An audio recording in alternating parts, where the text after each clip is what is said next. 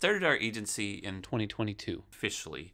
We technically had some business coming in the month before, so we're eager to go naturally, and we tried to hold off as long as we could. And January 1, 2022, we were up and running. We thought the agency that we had was going to build us this wealth of everything that we knew. We could put all of our knowledge, the 12 years of experience I have, the 6, 7, 8 years experience that my partner had, and we had money to spend. Little did we know that that year would be one of the more challenging years that we've had in our lives, me specifically, with a lot of the creation and the content and some of the struggles that I didn't see happening. With the agency, I was excited to go forward, and I was ready to get back into the sales because my previous positions were training and management and growth and all of those things that make up kind of a management person. And that's one of the reasons I had the experience to start an agency with my partner. Unfortunately, part of our goals were based on us making sales, and that's one thing that we weren't prepared for. Going back into the sales life after 3+ years of not even touching a phone was another experience as well. Getting leads, purchasing them. Now I wasn't just the guy dialing them, I was the guy buying them and adjusting the prices and fighting for the refunds and trying to tweak the marketing so that it gave me the client that I wanted to talk to. Luckily, we already had our LLC set up previously, and we had our finances in place, we had the bank in place, we purchased our E&O insurance, we joined a network. We were ready to go January 1. So we were supposed to hit the ground running, but what we quickly started to do when we got into our office is we realized that there were all these opportunities that were missing in our industry. If you've ever bought leads, you realize there's a ton of vendors, but no one's really doing it good. And the prices can vary based on how many you purchase. So we actually started a little bit of a side hustle, which was almost like a selling lead system where we could share our discount because we were buying a good amount of leads up front, which got us a better price, and we could forward that on to somebody for a 10% fee or whatever the case is, which would get them better leads. Now we still have that available, but it's not something that we focus on anymore. We spent 2 months building out a website, creating a CRM, building all of these tools that we know will be helpful to agents, but it slowed our growth down because we weren't focusing on sales. Fortunately enough, we hired an agent right from the get-go, and that agent did amazing. They had some connections that they didn't realize were so good, and it ended up saving us in the long run.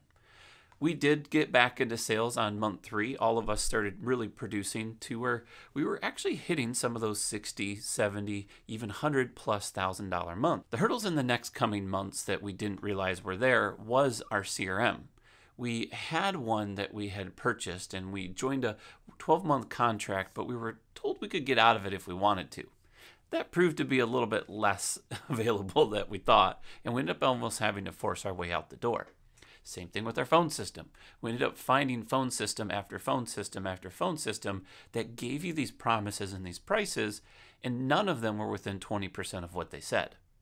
They tell you $50 a month, they charge you $90. Or there's sub fees where you pay a per call fee or a per text fee where you don't get those. We actually just bought another phone system this year, and the same thing happened. We got a $50 deal. It ended up being $70, which we're okay with, but we had to get a deal with them because they didn't tell us that none of the calls were recorded. They said they were, but they weren't. So we had to pay another, supposed to be $50 a month for the agency to have the call recorded. Luckily, we talked it through and we ended up getting our deal on the end of that one. But the previous ones that we had, going through Lightspeed Voice, checking out Ring.io, all of those different phones that we could use, we ended up defaulting to our CRM that we have today. That is fortunately more of a call pay per call system, and it does work for what it does now, but the call flow isn't so good if somebody's calling in to the agency. There's not like a one tree that they call where someone calls in and they can go to different departments. It's either you call directly to the agent or you call one that can disperse the call to different people. Having that set up is a little bit of a pain, and one of the reasons we, at the end of the year, switched to a different phone system that can help us there. So all of these little hurdles started to add up time over time, and we started to find some of the things that ate at our budget. We had a pretty healthy budget at the beginning of the year, so we were pretty excited and ready to go. We were okay with spending the money, but my personality is very, very different than the growth plan. I like to work things out in my head, and sometimes that takes a few days versus the person that would like to just pivot quickly. Both are good, and pivoting quickly can be helpful, but if you don't plan a little bit out, you might find yourself stuck into a position where you can't pay for the things that you're purchasing. Fortunately, that's one of the pieces I brought to the table where I do have that reluctant to just go at a project or go at something. Not saying that my partner just goes willy-nilly, but we both kind of get excited on certain plans and programs, and we still do now. There's all of these different ways to market, different ways to advertise, different ways to buy leads, and you really got to play it out, because if you're going to spend $2,000 or $3,000 on just a test, you got to know that it's got to have some sort of result. You've got to see some examples. And you quickly realize that a lot of these marketing companies are just trying to get you in the door. They don't even care if you stay. Once they put you in place, they walk away. They never talk to you again, even though they're supposed to. We did find a lead vendor that does do weekly calls with us, so we can kind of tweak the leads and make sure that they're the fits that we're looking for. We didn't go into a lot of the ones that we're talking about where we did the quick pivots, because we did map those out. We played it out, and a lot of them didn't make sense for the budget that we have. Part of our growth plan is connecting with realtors and mortgage brokers and all of the local area for us. Our plan is to have a large social media presence. If you remember the olden days where the movies would start out with somebody's face on a bench, and then you look up and their face is on a billboard, and then you go to a movie theater and they put a 30-second ad in the movie theater. That's our long-term goal, is to be able to afford the cost of branding to put ourselves in those locations. Being a new agency, you don't have that luxury of going into those locations because they don't create business, they create branding. Creates trust if you build it the way you want it, and people recognize you and will do business with you if they see you more often. But for a new agency, you really just need business to come into the door. That's where we actually lucked out a little bit, because we did get great prices on our leads, so we could purchase more. Our close rate ended up being close to 9% this year, which was amazing compared to the average 5% that most people sell a lead at. At least in the P&C world, that's kind of our average of a close rate. We connected with a few mortgage brokers, and we've got some teams that we're trying to connect with, which is very helpful, and it's great to see the growth of that. On top of it, a handful of friends and family wanted to join us, where we didn't think we would be as competitive. We ended up getting a few companies that were more competitive than we expected.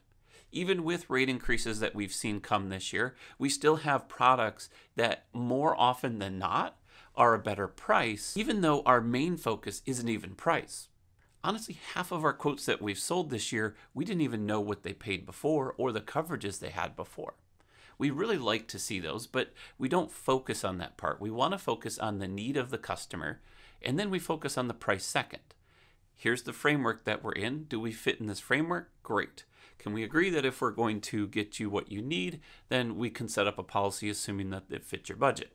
And there were a lot of budget people that came in from the leads, and kind of the old habits don't die hard, because some of us were selling some kind of cruddy policies, the one-off auto that didn't have prior for 30 days, and we ended up getting a good deal, so we gave them a monthly plan. 3 months later, they canceled because they couldn't pay the payment.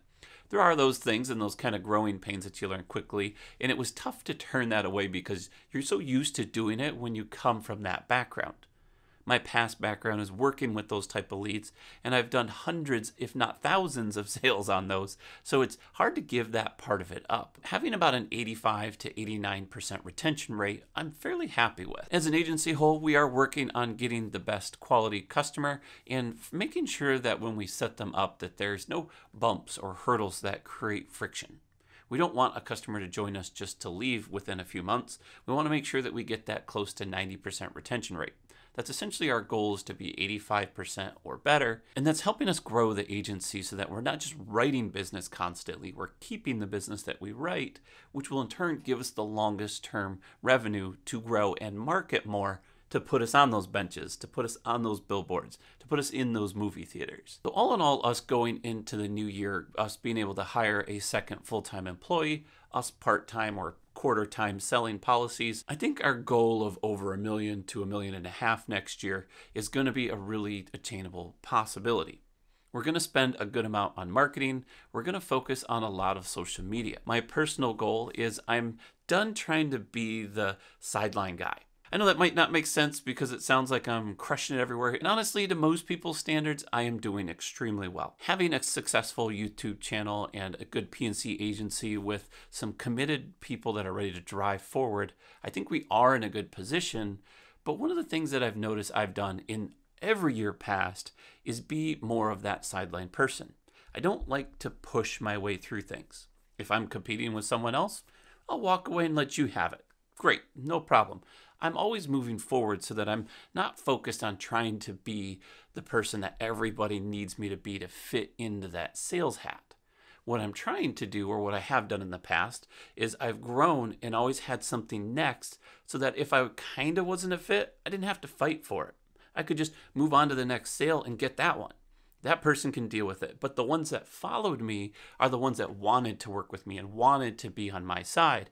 And I think that's helped the retention be so much higher because I'm not kind of pushing my way into the door and getting somebody into the books. Don't get me wrong, most YouTube channels and most people out there in the P&C agency is going to teach you how to close hard and crush it and get every other lead that you call to sell. And that's a great thing. It's just you're going to have a low retention. It just comes with the territory. If you try to find the fit and you base it just on price or base it on the wrong criteria, you're going to find yourself in a little bit more difficult situation where you're working extra hours to maintain that, to keep up with it. Like I said, there's nothing wrong with that because that can create a lot of revenue. If I took 1,000 noodles and threw them against the wall, a few hundred are going to stick. If I focus slowly and just stuck one noodle up for the next couple hours, maybe 80 of them stick. But they're going to stick because I put them there. So you kind of see where the differences are. You can do both ways, and both ways do work, and sometimes mixing the two together are even more powerful. But knowing what route you want to go and the stress level that you want to have, you've got to kind of figure that part out. So I'm super excited to work with multiple teams. I've got a handful of mortgage groups that I'm going to be talking with. A lot of focus on owning the community around us, creating some programs that are going to tie us together. The first struggle that we have to fix in 2023 and beyond is getting some of the technology to catch up. Because we're adding other agents on and we have to stick to a budget, so our CRM and some of our costs can't be those higher prices at this time. We've got about 2 more years before we can kind of willy-nilly do almost any program that we want and not worry so much about the cost. Right now, what we need to do is we need to find a way to weighted round robin our leads coming in. What I mean by that is when a lead comes in our system, right now it gives me one, my partner one, our coworker one, and so on and so forth. If we had a fourth person, it would one-off give everybody a lead. Well, I want 15 to go to this guy, and 15 to go to this guy, and 5 and 5. So having that split up those lead system is a little bit of a confusing process. I've got the Zapier program and I'm trying to figure that part out. So there's a lot of technical pieces that we're trying to get through versus having them go into a bucket and pull out their own leads. If any of you have done it with Zapier or Zapier, please let me know in the comments below. I would love your advice there. Honestly, I'm probably going to figure this out in the next couple days. So maybe if you need help, I can probably make a video on the answers that I did come up with. The goal is to do it through the systems. I've got another program called mailparser.io where the email of a lead comes in, it takes all the data, puts it into Zapier, and then throws it into our CRM. So we're paying about $100 a month for those services altogether just to get the leads into the right buckets. Going forward, my focus is to be more of a powerhouse when it comes to social media. I am going to directly let people know that I am in insurance and ready to work for them. And if they don't want to, great, they can still be my friends, but I am not going to focus my time and energy to their world. I know you've got to create the relationships and all of that, but if you're going to move forward like we want to move forward, I've got to do a lot of it together. And being able to post several videos a day, several videos constantly, making YouTube content while selling, and doing all of the things that we just talked about, all of the things, the things of the things, we have to have an idea and more of a map of where our time is. Maybe, unfortunately, it's going to cut out some lunch times, and I'm going to have to go to lunch on my own, where it was kind of fun to have all of that. But honestly, I think the big focus that once we get in this 2023 through 2024, and we start hitting 2025, and we have several $1 million worth of business renewing, I got a feeling we're going to be crushing it. If you made it this far, I appreciate you following the journey. There's a lot going to happen. By the way, one of my personal outside of work goals is actually money-based, unfortunately, but I want to earn up about $3,000 to $5,000. We're going to go to Disney in December of next year, of 2023, and we're kind of excited. but I've got to figure out how to budget that. In order to do that, I've got to do some extra side hustles and some things like that, or maybe this YouTube channel blows up even more and that helps even better. Those are my personal goals as far as what's going to happen this year. Obviously, I still want to spend time with the family. That is going to be priority number one at all times. Kids have games, I'm going to them. Kids have events, I'm going to try to go to them. Not necessarily the trainings and the practices and things like that, but that has to be a focus. If my wife and I need to go on a date, that's going to happen. That needs to be part of our focus in all of the years that we go. Making sure we make time for your personal beliefs and my religion. So I'm going to church and making sure that I do all of the things that I would normally do, but my day-to-day needs to tighten up a little bit and be a little bit stronger. Do I want to go to the gym? Yes. Is that a New Year's resolution? No. I probably gained a good 20 pounds here. Got a little pudge going on. I was jogging in a video the other day, and I was like, oh, these are bouncing. Don't look at me. Don't look. I feel like I'm getting old. I'd love to know what your guys' goals are for 2023. And if you're watching this in 2024 or 2025, let me know in the comments below what your year-end goals are for the following year. What are some of the pieces and milestones that you're focusing on? And why you're doing it. I'd love to hear those things. Maybe we can all draw a little bit of energy from each other in seeing some of the things that each of us are focusing on. I hope you had a great new year. Likely you're watching this video in 2023, but if you're watching it now, I'll see you next year.